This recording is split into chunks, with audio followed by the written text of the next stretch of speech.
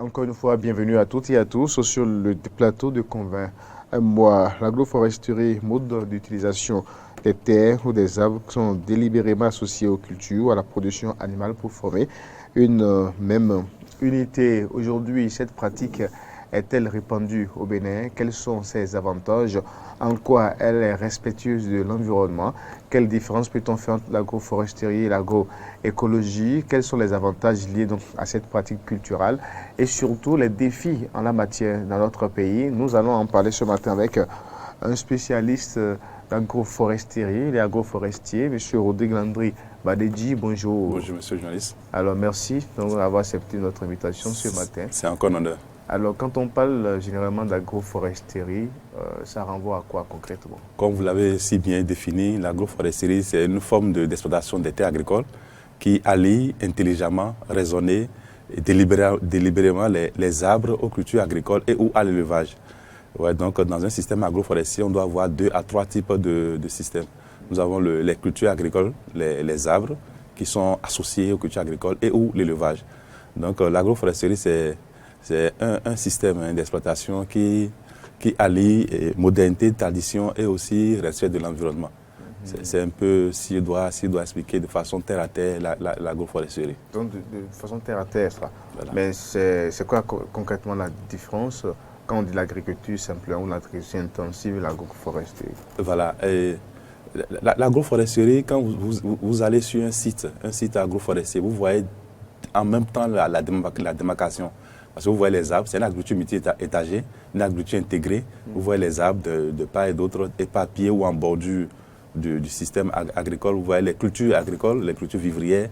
Et vous voyez aussi, pourquoi pas l'élevage, pourquoi pas la production des poissons, mais pourquoi pas l'apiculture. Donc c'est un système qui s'imbrique. Vous voyez, vous avez 3 types d'actions qui se mènent sur une même parcelle. C'est ça que nous appelons l'agroforesterie. Maintenant, l'agriculture simple, la production vivrière, ne prend pas en compte l'imbrication des arbres et l'élevage, pas forcément. Vous voyez, les producteurs agricoles font un défrichement sauvage.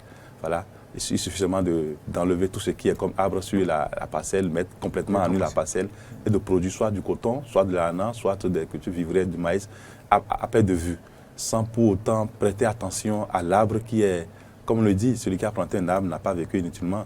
Donc sans prêter à ce végétal qui est très important pour la vie des êtres, des animaux et aussi la protection de l'environnement.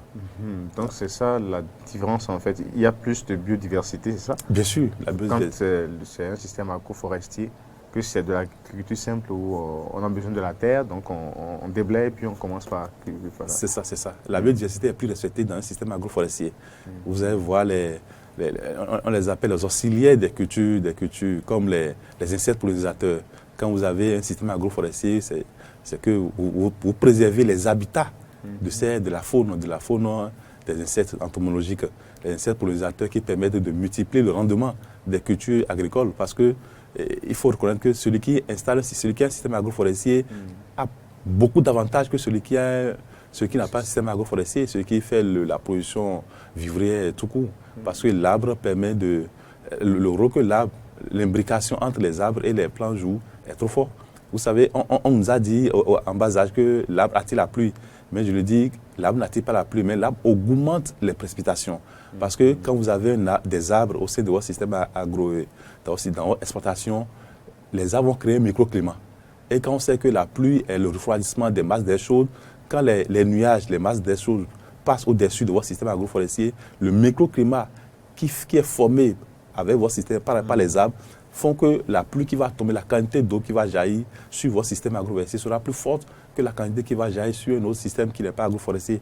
Donc vous voyez les avantages que le producteur agricole qui associe les arbres dans son exploitation gagne plus que l'autre.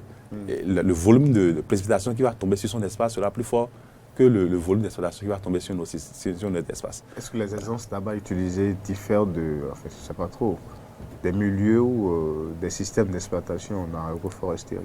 Il y a plusieurs types de systèmes d'exploitation. Comme on le dit, c'est un système raisonné. C'est un système raisonné. Il ne suffit pas seulement de planter des arbres dans son exploitation pour dire qu'on fait l'agroforesterie. Il faut aller au-delà. il faut le faire intelligemment. Il faut savoir quels sont les buts que nous recherchons quand on veut aller dans l'agroforesterie. Est-ce que nous voulons planter les arbres en pourtour de notre système pour protéger nos cultures des brise-vents? Parce que les arbres, quand on les plante en pourtour de notre système, préservent les cultures contre les brise-vents, les vents violents et les pluies fortes. Maintenant, est-ce que nous voulons planter les arbres pour que les arbres, parce qu'il y a des arbres qui sont des légumineuses, comme on dit, les légumineuses sont des fixateurs d'azote atmosphérique.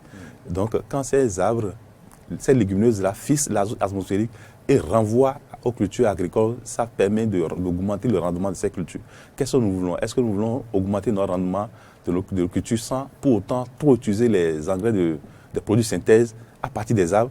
Puisque il faut reconnaître que 40% de la biomasse et des arbres tombent sur les sols, parce que les feuilles mortes, les brindilles mortes qui tombent sur les feuilles, qui créent de l'humus, la fertilité du sol. Donc le système agroforestier, c'est un système raisonné, intelligent, pour que celui qui veut aller dans l'agroforesterie puisse savoir quel est le but qu'il recherche. Voilà. D'accord. Mais là, donc c'est un système purement artificiel où il y en a qui se dessinent naturellement. Bien sûr, bien sûr. Au fait, l'agroforesterie, ce n'est pas un thème nouveau. C'est vrai que c'est un thème, c'est une nouvelle définition que les gens essaient de montrer que c'est un thème nouveau. Mais l'agroforesterie se pratiquait depuis des temps immémoriaux. L'agroforesterie, c'est un système naturel en temps normal, puisque quand on parle d'agroforesterie, le premier acteur, je vais dire quelque chose qui est trop fort, le premier acteur de déforestation qui existe, le premier acteur, c'est l'agriculteur. Parce qu'il y a la recherche de nouvelles terres, de défrichement pour faire de la nature. Voilà. Exactement. Donc, et des racines de façon sauvage. Donc, en temps, l'agroforesterie existait parce que nos parents savaient faire l'association entre arbres et culture. Donc, l'agroforesterie n'est pas quelque chose d'artificiel, c'était naturel. Maintenant, puisque le besoin en alimentation le fait de plus en plus sentir, puisque l'agrocapitalisme, l'agrobusiness, l'agrocapitalisme se fait de plus en plus promu, parce que la promotion des filières est maintenant très forte. L'entrepreneuriat agricole est très forte. L'agroforesterie est devenu maintenant un système artificiel. Parce que maintenant, le producteur agricole peut choisir maintenant les espèces fruitières, les espèces et les arbres qu'il veut mettre dans son exploitation en fonction des besoins qu'il veut. Alors, et quels sont donc les avantages? Vous l'avez évoqué, la production de la biomasse déjà. Quels sont concrètement les avantages dans ces productions? Les avantages sont multiples. Vous savez que les arbres peuvent capter le carbone. Les arbres captent le carbone. Les arbres, c'est le premier agent de préservation de l'environnement. Puisque Dieu libère le CO2, mais capte... qui libère l'oxygène et capte le CO2. Exactement. Donc, on sait que le CO2, c'est un gaz à effet de serre qui dénature bien, qui endommage la couche d'ozone. Donc, quand vous avez un arbre à côté de vous, dans votre champ, chez vous, vous voyez que l'arbre capte les gaz à effet de serre. L'arbre a des racines tellement profondes que ces racines peuvent aller puiser l'eau au niveau de la nappe phréatique et les remonter, nourrir vos cultures.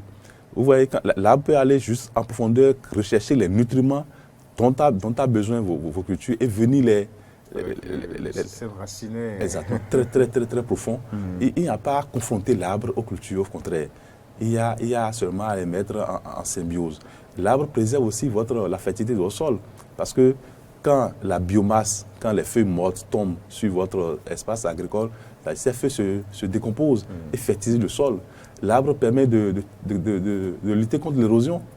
Quand les grandes pluies de ruissellement, les eaux de ruissellement vont en saccade, les arbres sont là pour préserver votre terre, votre sol, voilà, de l'érosion, tout ça. L'arbre aussi, il ne faut pas oublier que l'arbre aussi a une fonction économique et médicinale. Quand vous avez peut-être de l'acacia du cassia sur votre espace, vous pouvez chercher les écorces, les feuilles pour préparer et faire de la tisane. Vous savez que nous sommes en Afrique et la valorisation des plantes médicinales est trop forte. Donc l'arbre permet aussi pourquoi pas couper quelques branches et faire du bois de chauffe et préparer. Donc vous voyez, l'arbre avec les cultures vivrières est très important. Voilà, voici quelques bénéfices que nous pouvons tirer. D'accord. Mais est-ce que là maintenant, le vrai débat commence. Est-ce que cette pratique culturelle, bien sûr, ce mode d'agriculture, est-ce que c'est répandu dans notre pays au Bénin? Comment ça se passe dans notre pays au Bénin? Malheureusement, depuis 2016, il y a eu une débarcation des forestiers, des agents forestiers, des agents encadreurs agricoles. Puisqu'il faut reconnaître qu'avant 2006, les forestiers et les agents d'encadrement agricole sont tous régis au ministère de l'Agriculture, de l'Élevage et de la Pêche. Donc, il y a cette symbiose, ce travail en commun, en symbiose entre les forestiers et les agronomes sur le terrain. Et donc, cette pratique était plus ou moins respectée parce qu'il faut rappeler que la loi 93 du 2 juillet 1993 portant sur les forêts en République du Bénin exige que pour d'abord défricher un site, il faut forcément avoir l'autorisation d'administration forestière qui viendra voir est-ce que votre site que vous voulez défricher si le défrichement ne comporte pas de conséquences à l'environnement sur vous et sur ceux qui vous entourent. Et il est exigé de laisser au moins 25 arbres par hectare sur un site à défricher. Vous voyez qu'avant 2006, depuis 1993, d'abord, il y a une loi qui régit déjà l'agroforesterie. Et avant 2006, il y a déjà une symbiose entre les forestiers et les agronomes. Mais après 2006, en 2006, il y a eu la scission de la forêt et de l'agriculture. C'est-à-dire les agents forêts ne sont plus régis par le ministère de l'Agriculture. Et c'est à partir de là, en 2006, que les choses ont commencé. Puisque après 2006, il y a eu la promotion des filières. L'entrepreneuriat agricole, l'agro-business, l'agro-capitalisme qui a commencé, où les filières sont fortement promues. On a incité les jeunes à aller dans l'agro-business, mais en occultant l'agroforesterie.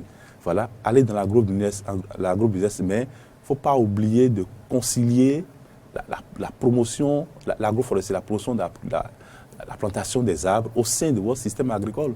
On peut bien faire le maraîchage tout en mettant quelques arbres fruitiers ou bien quelques vergers. On peut bien faire le soja, on peut bien faire le coton, on peut bien faire l'ananas, tout en ayant à cœur la promotion de l'environnement, la protection de l'environnement et la production des arbres fruitiers. Donc, à partir de 2006, il y a vraiment un relâchement puisqu'il n'y a plus une symbiose entre les agents forestiers et les agents agronomes qui sont sur le terrain, qui doivent faire la promotion de la loi qui existe, qui exige qu'on doit laisser au moins 25 arbres par hectare, que les producteurs agricoles ne savent pas, et que les agents forestiers, disons, ne sont plus très en contact avec les projets et programmes qui travaillent dans le secteur agricole.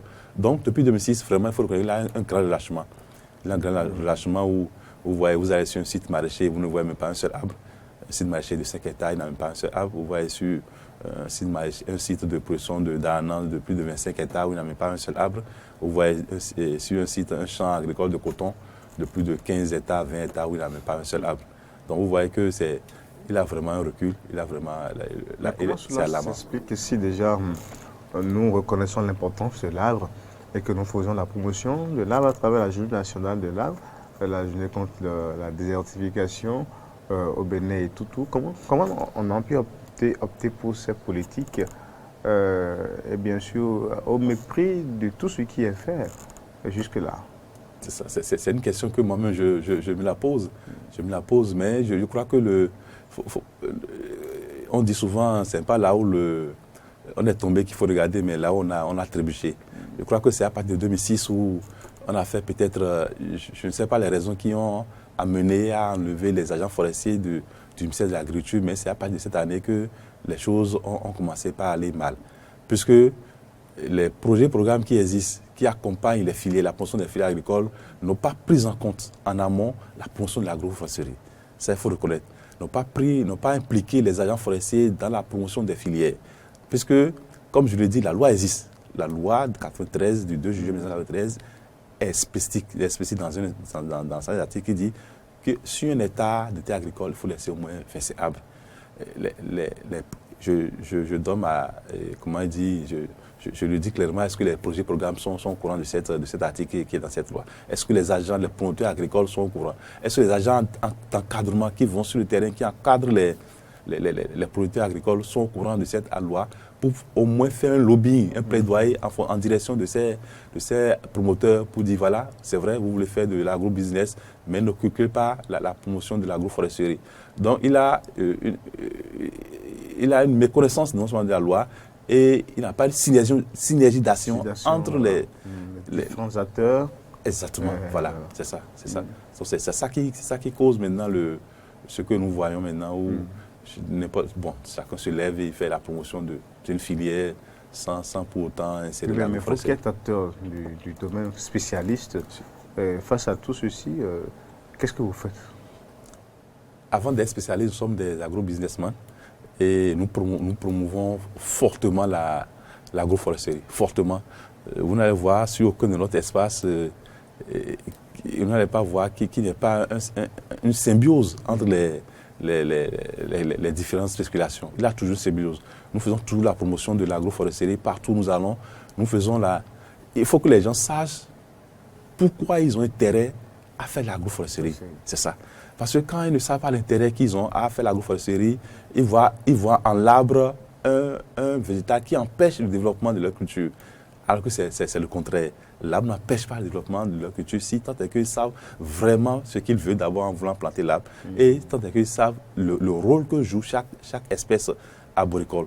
Puisque nous avons des légumineuses qui existent au sein des arbres qui permettent de fixer l'azote et de nourrir les cultures. Nous avons des brise-vents, des arbres qui jouent des rôles de brise-vent, des arbres qui permettent de créer un microclimat de fraîcheur et d'humidité au sein des espaces. Donc au sein de nos exploitations, nous faisons fortement la promotion de l'agroforesterie, parce que l'agroforesterie vient de l'agriculture familiale.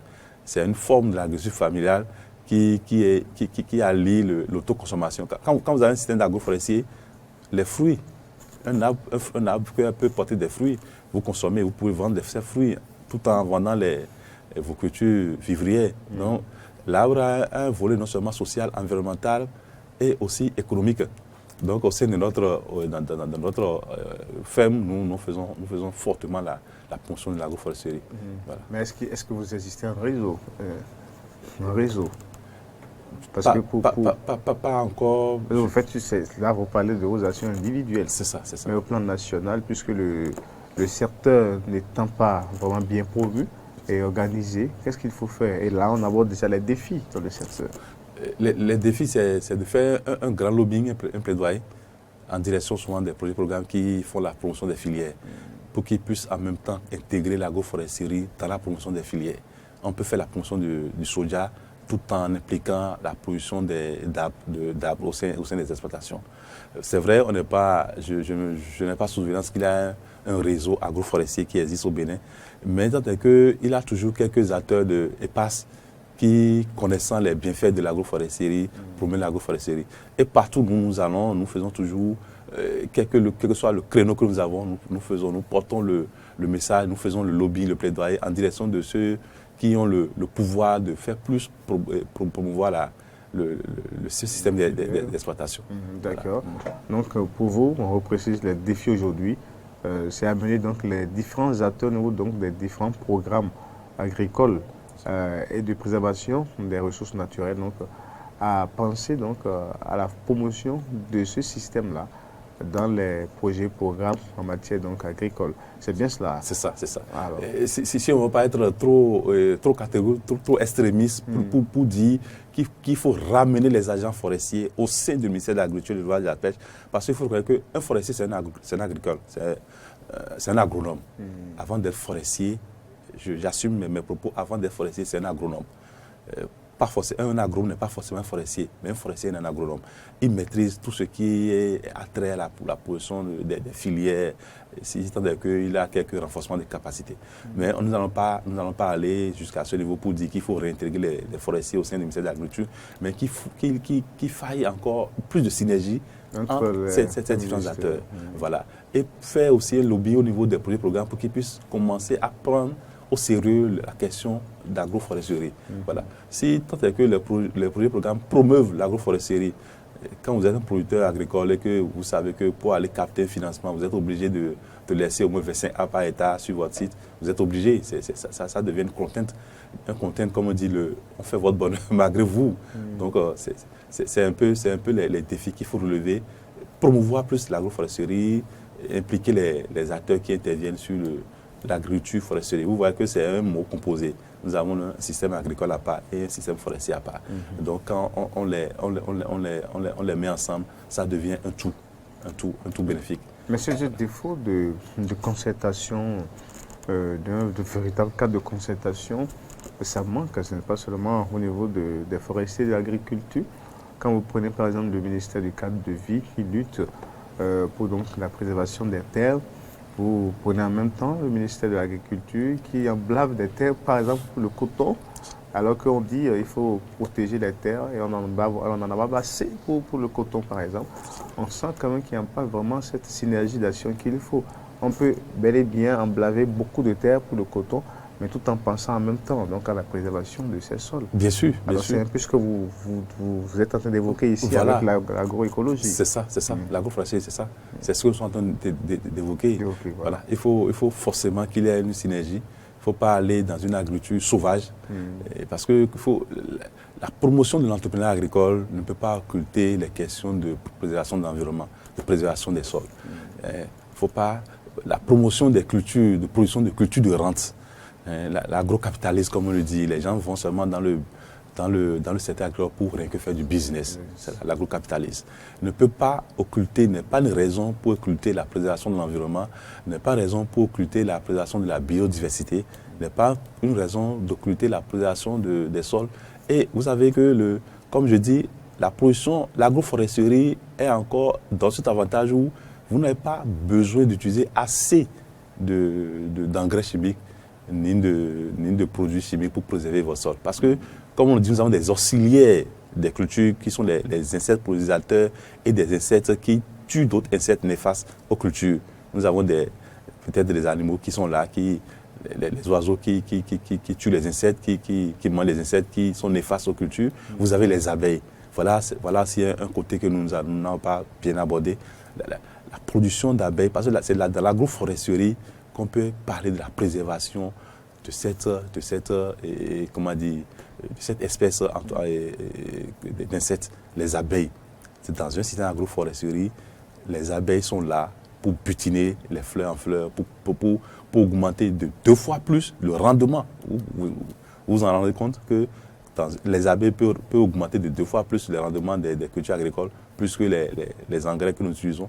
Donc, le système agroforestier promeut aussi la production d'abeilles, l'apiculture, au détriment, disons, en remplacement des produits chimiques que nous utilisons pour non seulement tuer les abeilles et nourrir les plantes. Dans ce système, des produits chimiques, ce n'est pas un système c'est un peu loin de l'agroécologie, c'est ça?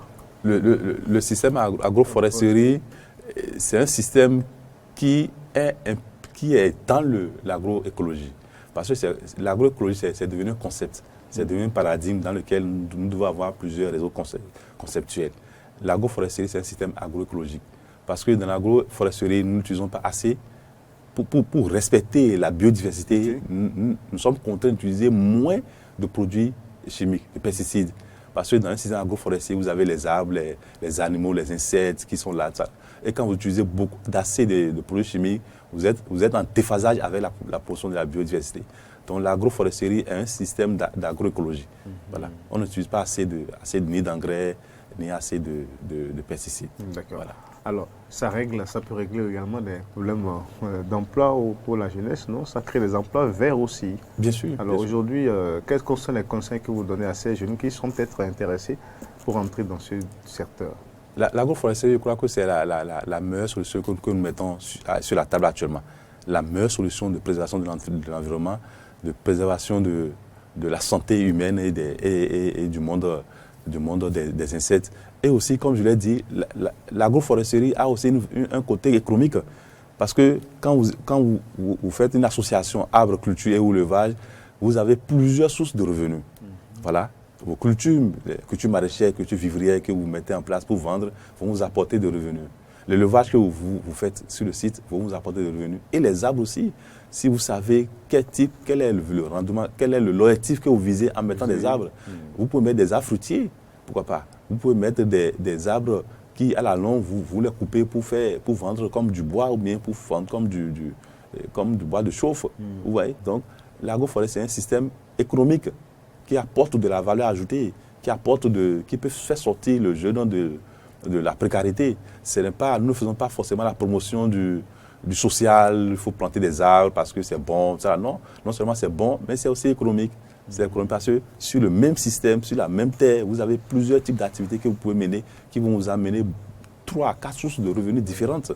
Donc le système agroforestier c'est le meilleur système que nous mettons sur la table maintenant en direction des jeunes pour lutter contre la précarité.